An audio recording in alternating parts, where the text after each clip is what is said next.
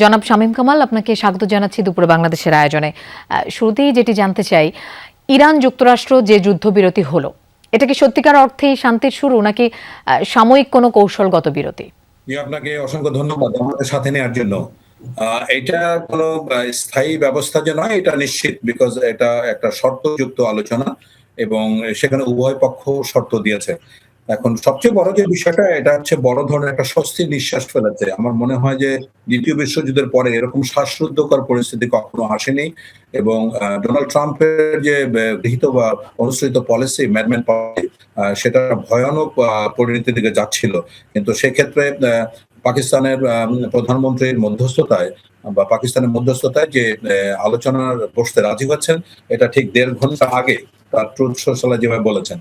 তো এখানে অনেকগুলি ব্যাপার আছে এবং একটা দীর্ঘদিন ধরে গত যুদ্ধ শুরু হওয়ার পর থেকে ডোনাল্ড ট্রাম্প নিজেও এখান থেকে এক্সিট প্ল্যান করছিলেন। তো সেটারও একটা সংকট দেখা দিচ্ছিল, কিন্তু এর একটা সুফল যে আমরা পাবো কোনো সন্দেহ নেই।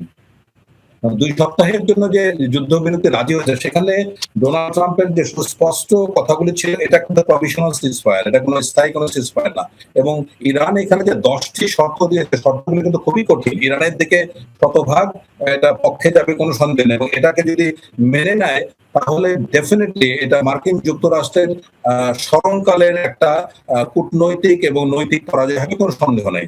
তো এই শর্তগুলির মধ্যে ডোনাল্ড ট্রাম্প যেটা দিয়েছেন যে এই complete, immediate and safe opening of Hormuz প্রণালী, এটার ব্যাপারে, এবং ইরান সেখানে পাল্টা চুক্তি দিয়ে শর্ত দিয়েছে 2 সপ্তাহের জন্য খুলে দেওয়া হবে বটে, কিন্তু এটা ইরানের সামরিক ব্যবস্থাপনায় পরিচালিত হবে। সুতরাং এইরকম যে চুক্তিগুলি দেওয়া, মানে উভয় পক্ষের যে শর্তগুলি দেওয়া হয়েছে, কোনটা কিন্তু সহজে মেনে নেওয়ার মতো নয়। আমি মনে করছি না উভয় পক্ষ খুব সহজে এই বিষয়গুলোকে মেনে নেবে। সুতরাং এখানে একটা সংশয় রয়ে গেছে।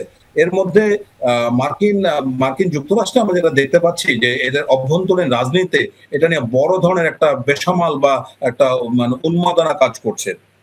বিশেষ করে সিনেটররা অলরেডি, সাবেক যে স্পিকার আছেন ন্যান্সি পেলোসি, সে প্রস্তাব দিয়েছে যে ইমিডিয়েটলি এই পাগলা রাজাকে না সরালে পুরো পৃথিবীতে মার্কিন যুক্তরাষ্ট্রের ভাবমূর্তি শুধু ক্ষুণ্ণ হবে না, আমরা একটা জেনোসাইড নেশন হিসেবে দাঁড়াবো। সেক্ষেত্রে দুটো অপশন উনি বলেছেন, একটা হচ্ছে ইমপিচমেন্টে যাওয়া, অথবা আর্টিকেল 25 অনুযায়ী তাকে অপসারণ করা বা তাকে সরিয়ে তার বিকল্প কাউকে স্থাপন করা। তো এই বিষয়গুলো নিয়ে আলোচনা হচ্ছে। শুধু আমি মনে করি না এটা আপাতত একটা ইয়াতে আসছে, একটা সমঝোতা আসছে, কিন্তু এটা কোনো স্থায়ী কোনো সমাধানের ইঙ্গিত করে না। জনাব শামীম কামাল, আপনি যদি মনে করেন এটা স্থায়ী কোনো সমাধান নয়, তাহলে 2 সপ্তাহ পর যদি আবার যুদ্ধ শুরু হয়, সেক্ষেত্রে পরিস্থিতি আসলে কি রকম হতে পারে? না, এটা ধরুন এই জায়গা থেকে যদি কোনো ধরনের এসক্যালেশন হয়, তাহলে সেটা এমন ভয়ানক একটা পরিস্থিতি হবে যেটা পৃথিবীতে 2য় বিশ্বযুদ্ধের পরে সবচেয়ে ভয়ানক ঘটনা ঘটতে যাচ্ছে। আমরা মনে করি যে এইটার একটা অবসর হওয়া উচিত, এবং আমি আশা করছি যে মার্কিনীরা এর মধ্যে একটা ব্যবস্থা গ্রহণ করে ফেলবে। এবং আমার যেটা ধারণা, ইরান যেটা চাচ্ছে, ইরান কিন্তু হরমুজের উপরে তার নিরঙ্কুশ যে ক্ষমতা, সেটা সে দাবি করে বসেছে, এবং গত 47 বছর ইরানের উপর যে স্যাংশন ছিল সেগুলি তুলতে বলেছে। তারপরে এখানে তার ইউরেনিয়ামের যে প্রজেক্ট আছে, নিউক্লিয়ার প্রজেক্ট আছে, এটাকে বাধা দেওয়া যাবে না। তারপরে মধ্যপ্রাচ্যে যে মার্কিন যে প্রভাবগুলি, যে রাষ্ট্রগুলিতে তাদের বেজ আছে, সেগুলি প্রত্যাহার কথা বলে। এগুলি কিন্তু অনেক কঠিন কঠিন সত্য। আমি যেটা মনে করি যে এই যুদ্ধের আশা করছি যে কোনো ভাবে হোক না কেন, মার্কিনীরা একটা ব্যবস্থা বের করবেই। এবং মার্কিন যুক্তরাষ্ট্রের প্রেসিডেন্ট কিন্তু এই যুদ্ধটা ঘোষণা করার ক্ষমতা রাখে না, উনি ওনার সাংবিধানিক ক্ষমতার বাইরে গিয়ে এই যুদ্ধটা পরিচালনা করছেন, এবং এটা কিন্তু তাকে অভিশংসন, তাকে ইমপিচ করার জন্য যথেষ্ট কারণ। এই একই পথে হেঁটেছিলেন রিচার্ড নিক্সন, সেই সময়টা উনিও পাগলানিতে অবলম্বন করেছিলেন। এই যুদ্ধটা তো কোনো প্রয়োজন ছিল না। মার্কিনরা সুস্পষ্ট বলেছে, এখন 4 জনের মধ্যে 3 জন মার্কিনী এই যুদ্ধটা বিরোধিতা করছে।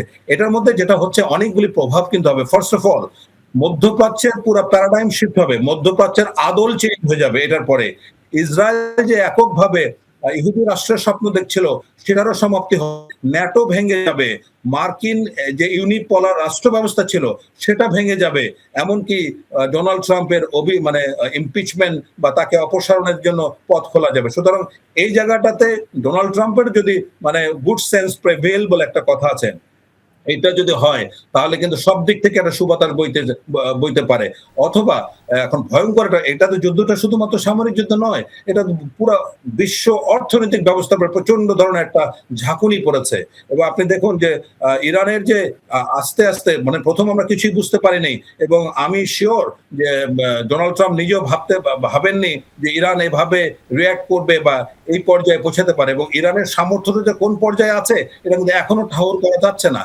তো সার্বিকভাবে এই জায়গা থেকে যদি ডোনাল্ড ট্রাম্প বের হয়ে না আসেন তাহলে আমার মনে হয় যে এমন ভয়ঙ্কর পরিস্থিতি এবং এটা পুরো বিশ্বকে ভীষণভাবে কাঁপিয়ে তুলবে। এবং আপনি যেটা বলছিলেন যে সুবাতাস বয়ে যাক এমনটাই প্রত্যাশা আসলে আমাদের সবার, এবং মার্কিন সাধারণ জনগণ তারাই আসলে চাচ্ছেন না যুদ্ধটা চলুক। সেই ক্ষেত্রে এরকম একটা সমাধান আসুক, এটাই পুরো বিশ্ব তাকিয়ে আছে। ধন্যবাদ জনাব শামীম কামাল আমাদের সাথে যোগ দেওয়ার জন্য।